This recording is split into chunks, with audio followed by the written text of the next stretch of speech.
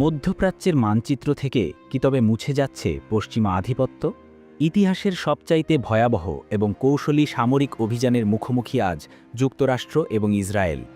ইরানের ইসলামী বিপ্লবী গার্ড বাহিনী বা আইআরজিসি শুরু করেছে অপারেশন ট্রু প্রমিস 4, যা কেবল একটি হামলা নয়, বরং পেন্টাগন এবং মোসাদের দম্ভ চূর্ণ করার এক মহাকাব্য। মাত্র কয়েকদিনের ব্যবধানে মার্কিন সামরিক শক্তির মেরুদণ্ড ভেঙে দেওয়ার দাবি করেছে তেহরান। ইরানের ড্রোন ও ক্ষেপণাস্ত্রের আঘাতে অন্ধ হয়ে গেছে ওয়াশিংটন এবং তেল আবিবের অত্যাধুনিক প্রতিরক্ষা ব্যবস্থা। আইআরজিসি জানিয়েছে তারা এই অভিযানের 17তম ধাপ সফলভাবে সম্পন্ন করেছে। এবারের টার্গেট ছিল সরাসরি শত্রুর চোখ উপড়ে ফেলা। ইরানের দাবি অনুযায়ী মধ্যপ্রাচ্য জুড়ে ছড়িয়ে থাকা যুক্তরাষ্ট্র এবং ইসরায়েলের অন্তত 7টি অত্যাধুনিক রাডার স্টেশন ধ্বংস করা হয়েছে। ফলে কার্যত অন্ধ হয়ে পড়েছে তাদের আকাশ প্রতিরক্ষা ব্যবস্থা। এমনকি বিশ্বের সবচাইতে শক্তিশালী দাবি করা মার্কিন থার্ড সিস্টেমকেও ফাঁকি দিয়েছে ইরানি ক্ষেপণাস্ত্র। সরাসরি আঘাত হানা হয়েছে ইসরায়েলের যুদ্ধ মন্ত্রণালয়ের ভবন এবং কৌশলগতভাবে গুরুত্বপূর্ণ বেন গুরিয়ন বিমানবন্দরে। গত 100 ঘণ্টা ধরে পুরো ইসরায়েল জুড়ে বাজছে সতর্কতামূলক সাইরেন, যা প্রমাণ করে ইরানি শক্তির সামনে কতটা অসহায় আজ দখলদার বাহিনী। ইরানের এই প্রতিশোধের আগুন কেবল স্থলের লক্ষ্যবস্তুতেই সীমাবদ্ধ নেই।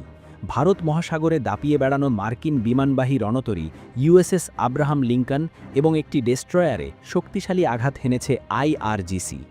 এখানেই শেষ নয়, পারস্য উপসাগরে যুক্তরাষ্ট্রের একটি তেলবাহী ট্যাঙ্কারকেও সফলভাবে লক্ষ্যবস্তু করেছে ইরানি নৌবাহিনী।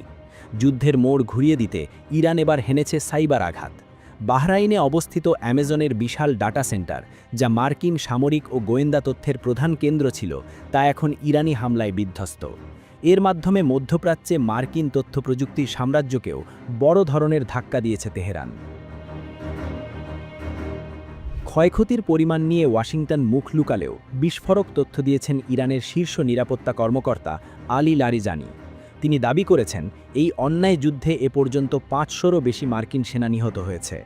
লারিজানি সরাসরি মার্কিন প্রেসিডেন্ট ডোনাল্ড ট্রাম্পকে লক্ষ্য করে বলেছেন, নেতানিয়াহুর ভাড়ামপূর্ণ আচরণে প্রভাবিত হয়ে ট্রাম্প আমেরিকার জনগণকে এক ধ্বংসাত্মক যুদ্ধের মুখে ঠেলে দিয়েছেন। পেন্টাগন মাত্র 6 জন সেনার মৃত্যুর কথা স্বীকার করলেও লারিজানির প্রশ্ন, ট্রাম্পকে এখন বেছে নিতে হবে, তিনি কি আমেরিকার স্বার্থ দেখবেন নাকি ইসরায়েলের? লারিজানি হুঁশিয়ারি দিয়েছেন, গল্প এখানেই শেষ নয়, সামনে আরও বড় বিপর্যয় অপেক্ষা করছে। যুদ্ধের ময়দানে কেবল জীবনহানি নয়, আর্থিকভাবেও পঙ্গু হয়ে পড়ছে যুক্তরাষ্ট্র। প্রথম 4 দিনেই প্রায় $200 কোটি সামরিক সরঞ্জাম হারিয়েছে পেন্টাগন। কাতারের আল উদেইদ বিমানঘাঁটিতে $110 কোটি মূল্যের একটি আগাম সতর্কতামূলক রাডার ব্যবস্থা এখন ধ্বংসাস্তূপ। এছাড়া কুয়েতে নিজেদের প্রতিরক্ষা ব্যবস্থার ভুলে 3টি মার্কিন যুদ্ধবিমান ধ্বংস হয়েছে, যার বাজার মূল্য প্রায় $28 কোটি।